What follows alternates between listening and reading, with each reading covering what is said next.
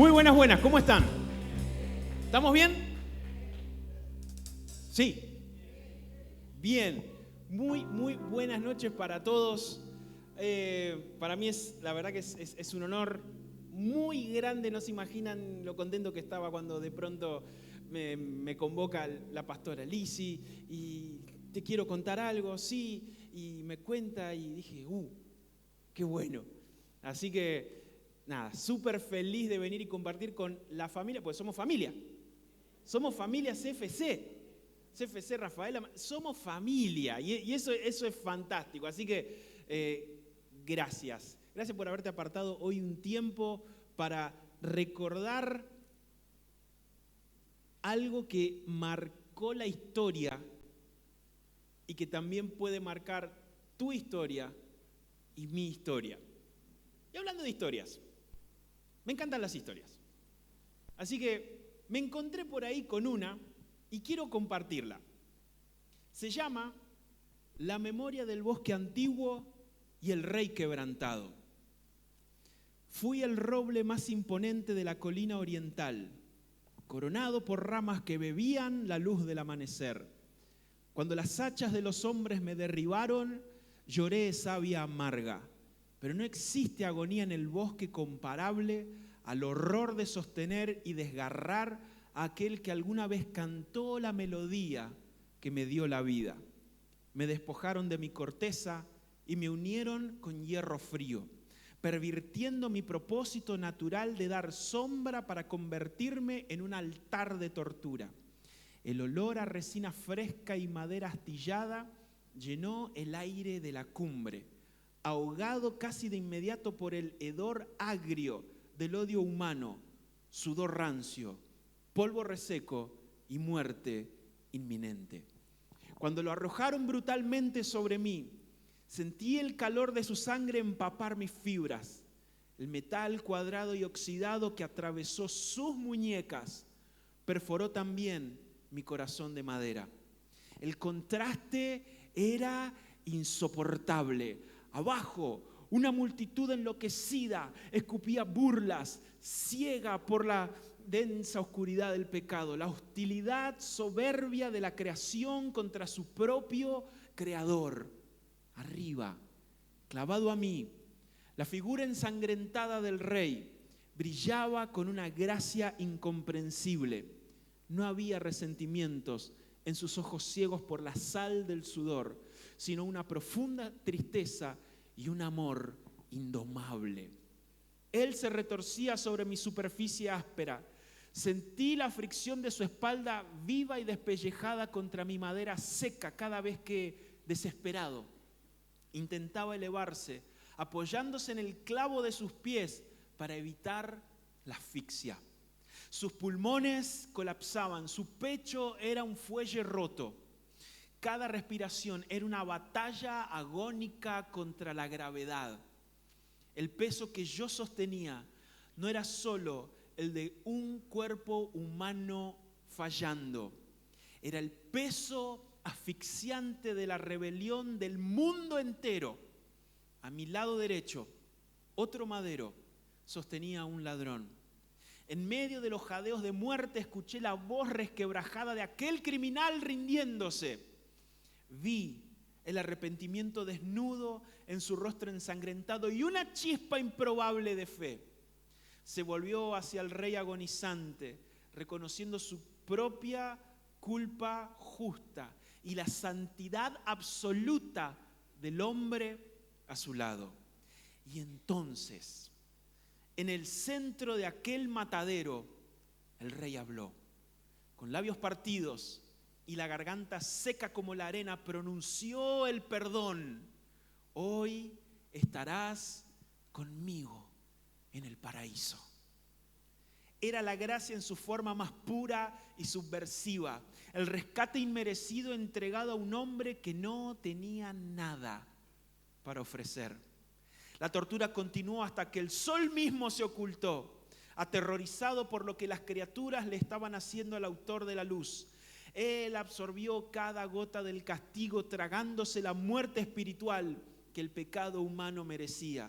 Cuando por fin exhaló, Fue un grito de victoria, no un lamento de derrota. Fue el eco ensordecedor de una deuda cancelada. Cuando su corazón se detuvo, el mío también se paralizó. La tierra tembló con violencia desde sus cimientos, quebrando las rocas. Ese sismo no era destrucción, era la restauración de la relación con Dios, abriéndose paso a la fuerza en la historia, derribando los muros entre el cielo y la tierra. Yo permanecí firme en la cumbre, envuelta en tinieblas, sosteniendo su cuerpo inerte, sabiendo con una certeza inmemorial que la muerte acababa de tragarse a aquel que terminaría de destruirla por dentro. Y este es Jesús, que hoy recordamos. Y es muy interesante, porque cuando nos saludamos para esta etapa, ¿qué nos decimos? ¿Felices? Ahora, la Pascua no empezó en la cruz. La Pascua empezó mucho más antes. Las Pascuas son una celebración judía, el Pesaj. Entre cosas, soy una caja de sorpresas, me crié entre judíos. Y fui muchas veces al templo, a la sinagoga. Solo que no llegué a ir para Pesaj, pero otro día les cuento. Pesaj Dios lo estableció como la salida de Egipto. Debía ser una celebración para recordar la liberación de la esclavitud que habían sufrido.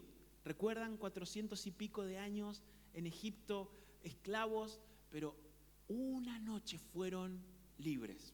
Ahora, había que preparar, y Dios estableció Pesaj o Pascuas para nosotros como un recordatorio año tras año, generación tras generación, padres a hijos tenían que instituirlo, recordarlo. Y hay algunas características, porque ese día, ¿qué comían?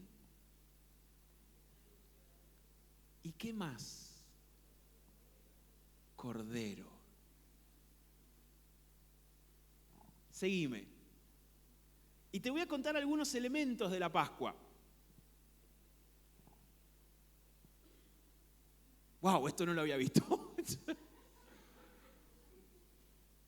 Gracias, chicos. Al que lo haya hecho, gracias.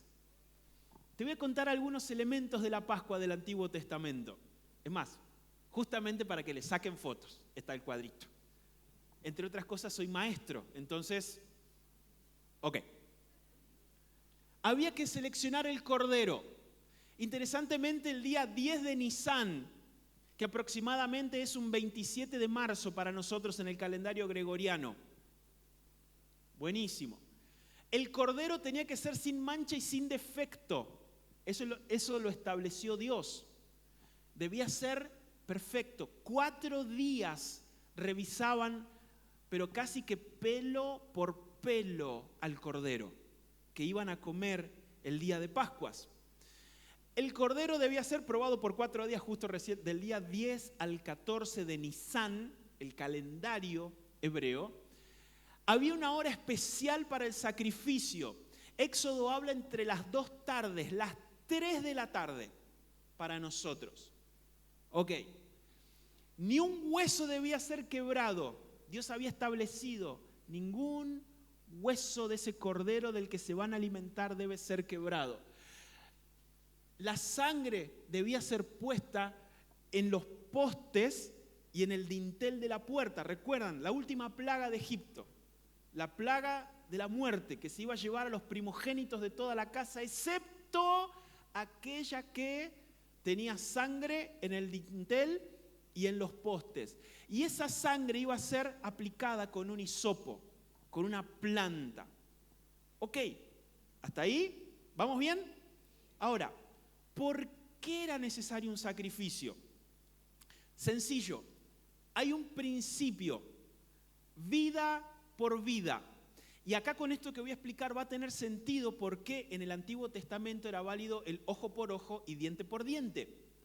¿Por qué? Porque como el pecado corrompió nuestras vidas, corrompió nuestra humanidad, entonces, si la vida se corrompe, el costo de esta reparación no es dinero, es otra vida. ¿Se entiende? Si el pecado arruina una vida, hay que pagarlo con una vida.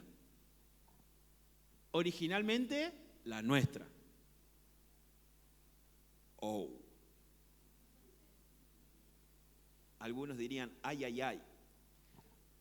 Porque ante Dios, es más, vienen muchos versículos. Miren que en Génesis dice, la serpiente, no, van a ser como Dios, pero Dios les había dicho, ciertamente morirán. Ese día, ¿hubieron 2 muertos? ¿Enterraron a 2 personas? No. ¿Qué murió? El espíritu. Murió aquella área que Dios había diseñado para estar en contacto con el hombre, con el ser humano. Ok, sigo. Síganme el hilo. ¿Están acá? ¿Sí? Ok. Si me ven que me muevo mucho, mi contexto es que también fui pastor de adolescentes, entre otra cosa. Entre varias. Entonces, capaz que salgo con referencias raras. Me van a mirar, pastor. ¿No? Así que, ya veo que... No, pero no se quejen con Lizzy, por favor. Ok. Debía justamente, si lo que se arruinaba era la vida y había que reponerlo con una vida, Dios estableció que se podía poner un sustituto. Esto también aparece en Génesis, pero eso se los explico en otro día, con Adán y Eva. Porque ¿qué les puso Dios encima? Pieles de animales. ¿Y cómo aparecieron esas pieles? Se sacrificaron animales. Ok, los dejo, estaría para un ruidito de mate, ¿no? Sigo. Había Dios establecido que se podía haber un sustituto, cordero. Un sustituto, el cordero.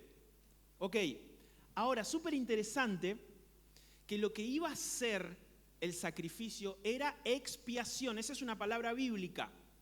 Y expiación significa cubrir hasta el próximo pecado. El sacrificio era temporal hasta los pecados que había cometido hasta este momento. Pero la ley establecía que si volvía a pecar, yo debía volver a ofrecer sacrificio. ¿Por qué? Porque vos y yo somos humanos y sabemos que vamos a seguir metiendo la pata. Entonces, cada X tiempo volvían al templo a presentar, primero al tabernáculo y más adelante sería en el templo a presentar sacrificios. ¿Por qué? Porque vos y yo nos la pasamos embarrando. Y si alguno no lo hace, venga y oramos. No, mejor dicho, venite y adoramos. O sea, bueno. Bien, porque hay cada uno. Bien. Hay de todo en la villa del Señor, amén. Ok, bien. El sacrificio no era un acto de crueldad, sino un acto de justicia sustitutiva. Alguien debía pagar la cuenta para que la vida continuara. El cordero tomaba el lugar del hombre. Todo era un diseño divino, una sombra de lo que vendría más adelante. ¿Sí me siguen hasta ahora? Ok. Ahora te quiero hablar de Jesús, porque a este mensaje le puse por título Agnus Dei. Y alguien, ¿qué? Yo sé que alguno pensó, ¿qué le pasa? Alguno gritó por dentro, pero por respeto no lo dijo. Si fuiste vos, gracias. Agnus Dei, ¿qué significa? Cordero de Dios. Agnus, cordero, Dei, Dios, viene del latín. Bien, ahora, Jesús es nuestro Cordero de Dios. ¿Sabías que desde el nacimiento de Jesús, Él ya nos empezó a mostrar que era el Cordero de Dios? Hace un par de meses atrás, ¿qué celebramos a finales de diciembre?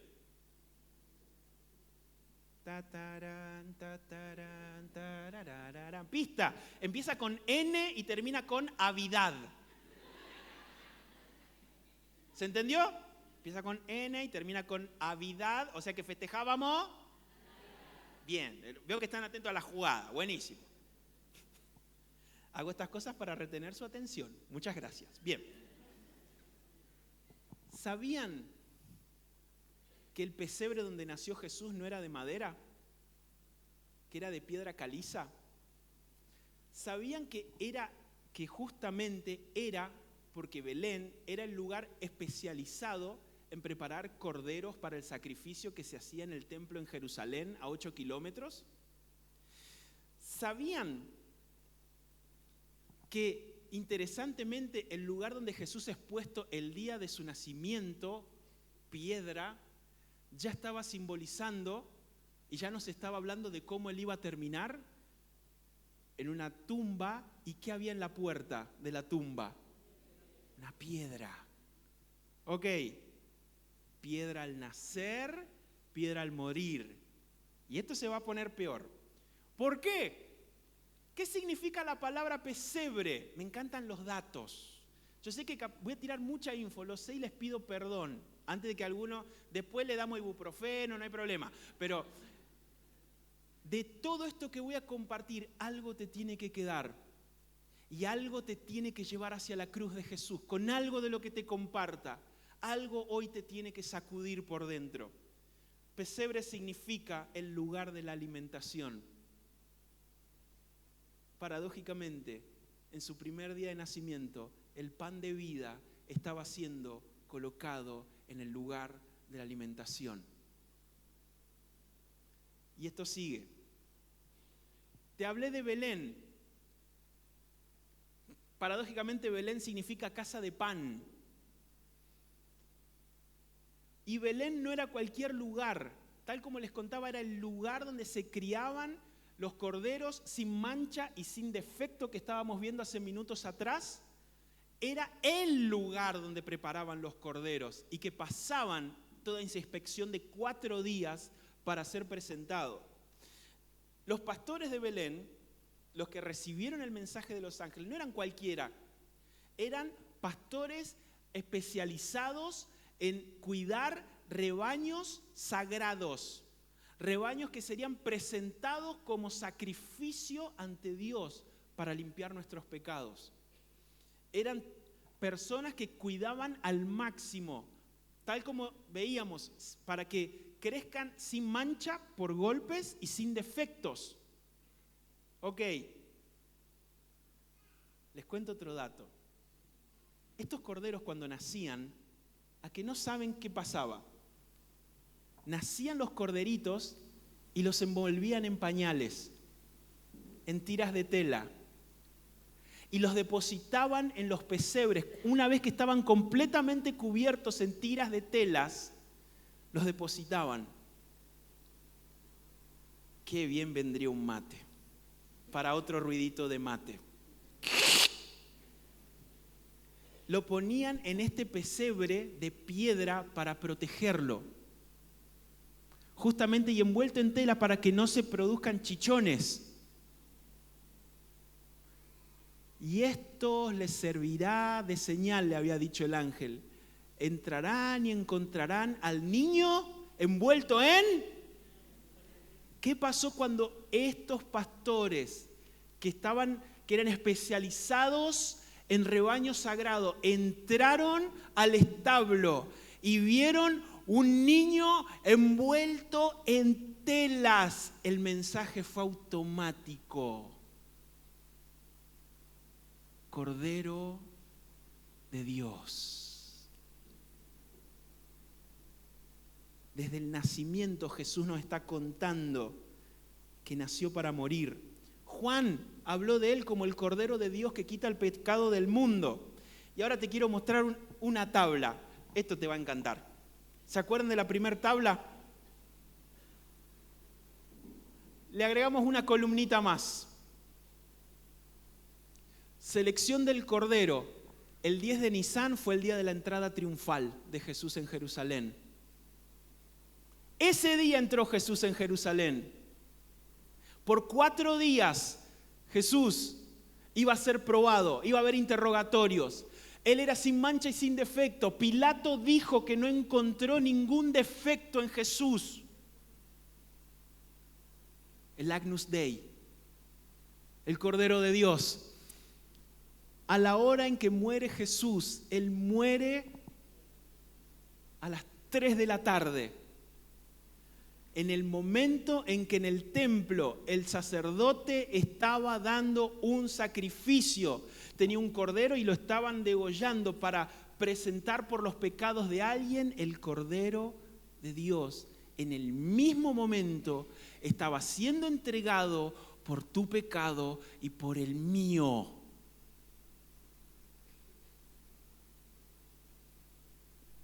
Sigo. Ni un hueso quebrado. Los romanos tenían la costumbre de quebrar las piernas de los condenados a morir en la cruz para que mueran más rápido, porque podían sobrevivir varias horas, pero para hacer más rápida la tortura y para hacer rápida la muerte, la ejecución, les partían las piernas.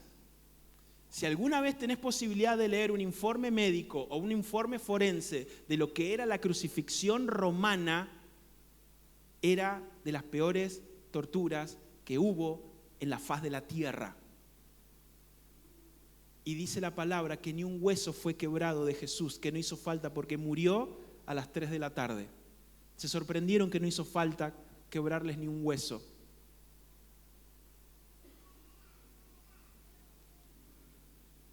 Y en Pascua, en Egipto, los hebreos no podían quebrar ni un hueso del cordero del que se alimentaban. Esto sí que a mí me mató, la sangre en el madero. En Egipto tenían que poner en los dinteles y en los postes. Y si ustedes se ponen a fijar, Jesús muere con brazos abiertos y con la corona de espinas. Dintel.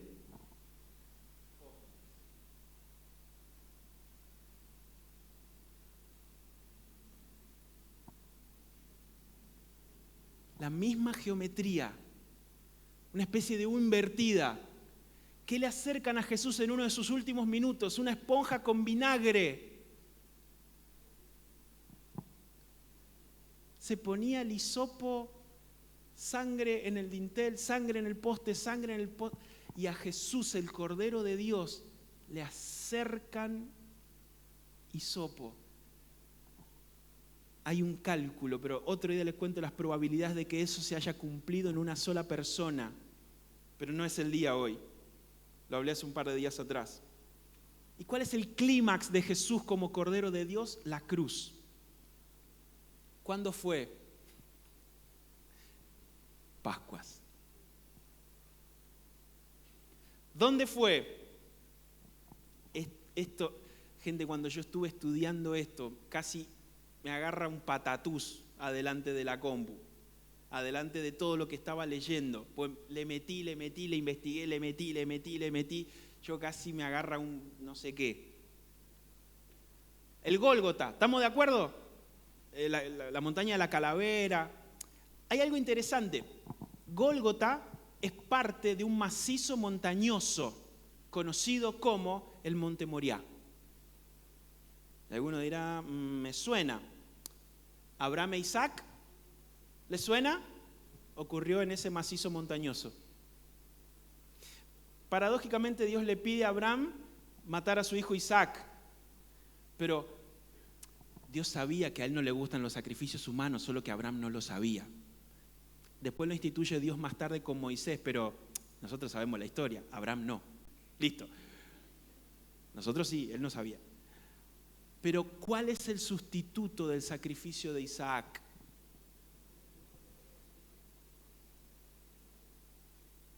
Que estaba envuelto con los cuernos, por ahí, dando vueltas. Un carnero, pero sigue siendo el mismo animal. Son diferentes etapas de evolución de las ovejas. ¿Qué más pasó? David ofrece un sacrificio en el monte Moriah. Dios había enviado un juicio porque David había censado al pueblo. ¿Y cuándo se detiene? Cuando en el monte Moriah David ofrece un sacrificio. Otra vez el juicio de Dios deteniéndose por un sacrificio en el monte Moriah. Es más, el templo de Salomón se construye sobre el macizo del monte Moriah. Se ofrecían sacrificios en el monte Moriah continuamente. El Gólgota, o la montaña Calavera, como también se la conoce, tenía esa forma porque había sido una cantera abandonada y quedó con el tiempo con forma de calavera. Cantera, pozo, y quedó con forma de calavera. Ahora, hay una hipótesis, o un chisme, no sé qué les gusta más. Yo sé que el chisme no les gusta, pero les entretiene. ¿Cierto? Para algunos no son chismes, son motivos de oración. Ok. Hay una teoría, esto no está registrado en la Biblia, pero que Adán murió en el monte Moriah. Es una teoría, una hipótesis que tienen algunos teólogos que viene de una tradición de la iglesia primitiva, mejor dicho, de los padres de la iglesia, los que vinieron después de los apóstoles. Ahora sería súper interesante esto, donde murió el primer Adán, el segundo Adán venció la muerte.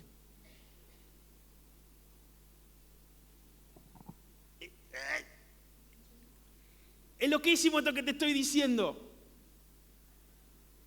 Y todo esto que te estoy diciendo te habla del amor de Dios por vos y por mí. ¿Por qué era necesaria la cruz? ¿Por qué era necesaria la ejecución? No fue al azar. A lo sumo, por la ley judía, Jesús podía morir como máximo apedreado. Esa era la máxima pena en la ley judía. Pero para que se cumpla lo que estaba establecido en Deuteronomio, está por ahí perdido en Deuteronomio 21, del 22 al 23, maldito por Dios todo el que cuelga de un madero. Se tenía que cumplir eso también. Y como desde los judíos no podía ocurrir, pasó a través de los romanos. No es casualidad todo esto. No es casualidad todo lo que pasó ese día. Para que Jesús redimiera a la humanidad de la maldición de la ley, por esto que les digo, transferencia, sustituto, por eso había siempre un cordero, porque sobre el cordero iba la culpa del pecado. Si nosotros los seres humanos nos equivocamos en nuestra vida y cometimos pecado, Dios siempre necesita juzgar el pecado. Y para no hacerlo sobre nosotros, cargó el pecado de todos nosotros en Jesús.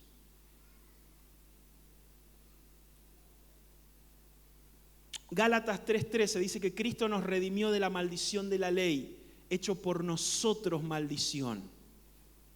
Él se hizo maldición para cargar la tuya y por la mía. ¿Por qué? ¿Por qué Él murió por los pecados? Por esto mismo, intercambio. El pecado debe ser juzgado. Pero si no es sobre mí, sí debe ser juzgado sobre alguien.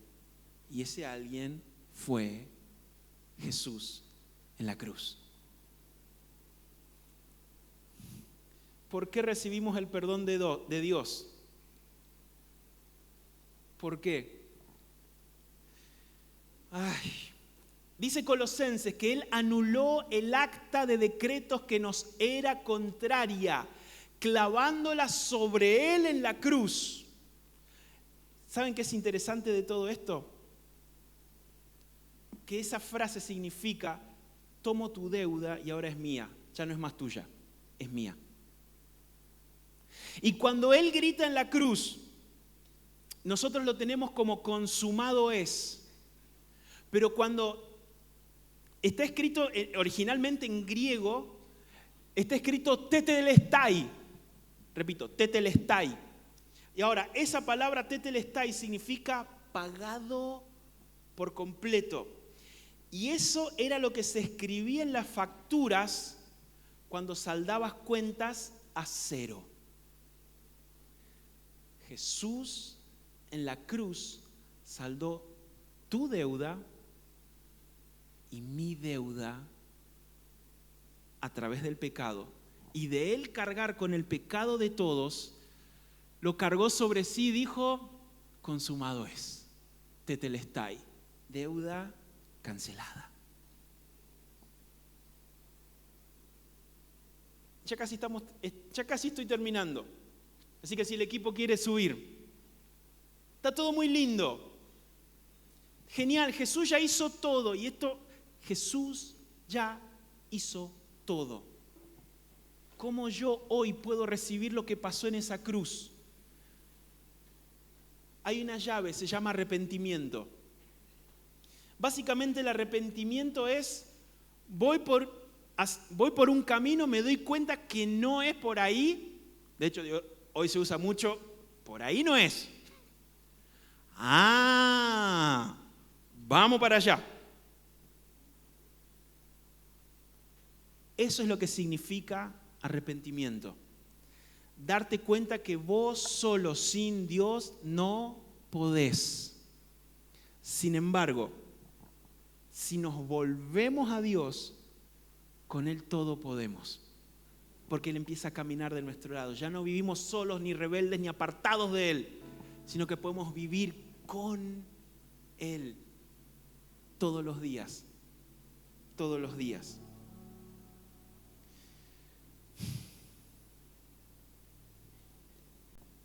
¿Qué es arrepentimiento? Un cambio de mentalidad que produce un cambio de dirección. El perdón no es automático. Requiere nuestra decisión de arrepentirnos. No hay perdón de pecados sin arrepentimiento. Yo no accedo a la obra de la cruz sin antes arrepentirme de todas las cosas malas que hice delante de Dios.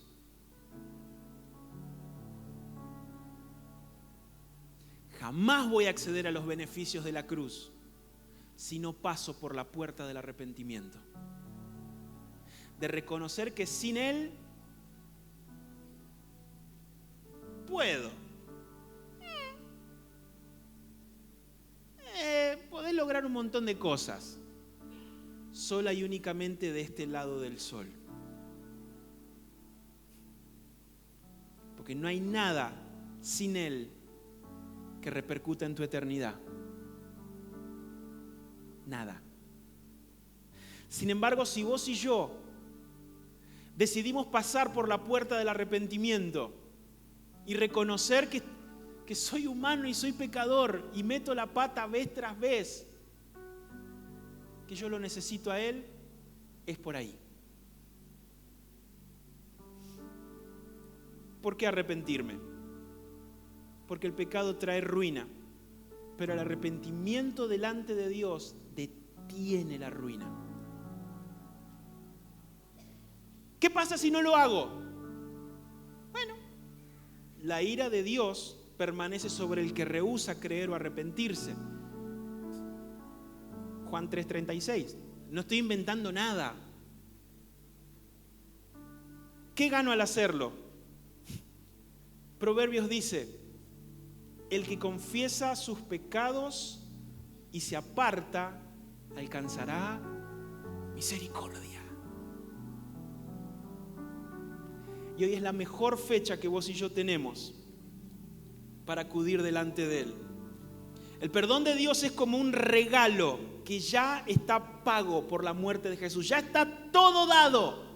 En la cruz tengo perdón, tengo amor, tengo aceptación, tengo todo lo que necesito, tengo sanidad, pero sanidad integral en mi espíritu, en mi alma, en mi cuerpo, en mis finanzas, en mis relaciones. Tengo sanidad completa. Ya está todo hecho. El arrepentimiento es el acto de soltar el pecado que tenemos en las manos, que cometemos, y soltarlo y tomar el regalo de parte de Dios. Pero no puedo tomar el regalo de Dios si todavía en mis manos sigo aferrado al pecado. Ponele el nombre que quieras. envidia, chisme, ira, falta de perdón, negocios turbios. Ponele el nombre que quieras. Pecado. Te invito a ponerte de pie.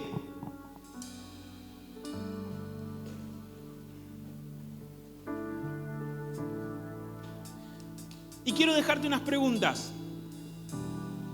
¿Cómo vos y yo, ante todo esto que sé que fue mucha info, pero toda esta info apunta a la cruz, apunta a Jesús, apunta a lo que Él hizo por vos y por mí?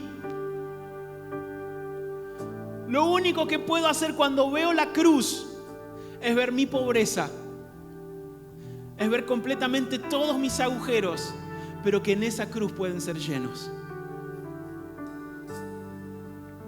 Es ver todo lo que tengo que cambiar, pero ver que en Él lo puedo lograr. Que puedo ser la mejor versión de mí mismo, no la que yo me imagino, sino la que Él ya pensó. Y eso lo encuentro en la cruz, eso lo encuentro en Jesús. ¿Estamos en deuda ante Dios? Respuesta: siempre. Siempre. ¿Cómo saldar cuentas? Arrepintiéndonos de corazón y creyendo que Él nos limpia. ¿Te cansaste de una vida monótona? ¿Necesitas en serio a Jesús? Te pregunto, ¿en serio? ¿Haces bien en congregarte? No dejes de hacerlo. No dejes de hacerlo. Vení el domingo. Y qué mejor momento para celebrar Santa Cena, Domingo de Resurrección. Para vos que venís acá a la iglesia, que sos parte, ¿todavía no sabés quién es Jesús para vos? Yo fui de esos. Hablo con la experiencia de tener más de 40 años de congregarme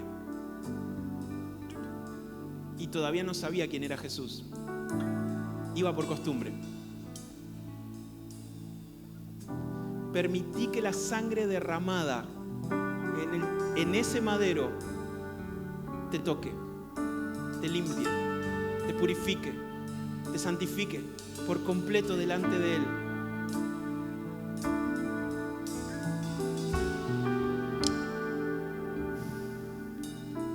Mi parte ya terminó. Mi deber era compartirte qué pasó en esa cruz. Pero ahora la decisión queda de tu lado y de mi lado. Porque ante la cruz, vos y yo somos iguales. Ante la cruz yo no tengo micrófono. Ante la cruz yo no tengo plataforma. Ante la cruz yo no tengo luces. Ante la cruz yo solo tengo sombras. Ante la cruz yo solamente tengo manchas. Ante la cruz yo solamente tengo hedor a pecado. Ante la cruz soy igual que vos. Necesito tanto como Jesús, como vos.